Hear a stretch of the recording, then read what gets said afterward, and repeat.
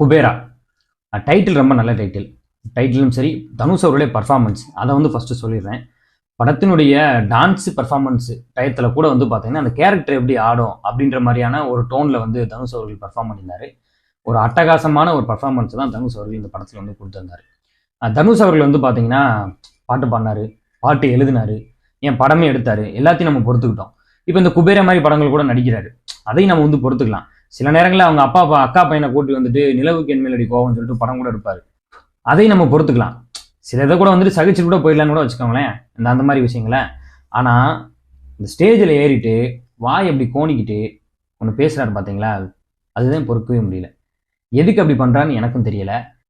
தனுஷ் அவர்களாகவே இருந்தால் நல்லாயிருக்கும். தனுஷ் அவர்கள் ஆடியோ லான்ச் டயத்தில் மட்டும் ஏன் ரஜினியாக மாறுறாரு அப்படின்னு எனக்கு தெரியல. ஒருவேளை அதுக்கு பிசாட்டுக்கு ரஜினி மாதிரி கூட வந்து மிமிக்ரி பண்ணால் கூட பாருப்பா தனுஷ் வந்து மிமிக்ரி பண்ண ஆரம்பிச்சிட்டாரு அப்படின்னு சொல்லிட்டு அப்படி கூட நம்ம என்ஜாய் பண்ணக்கூடிய ஒரு விஷயமா இருக்கும்.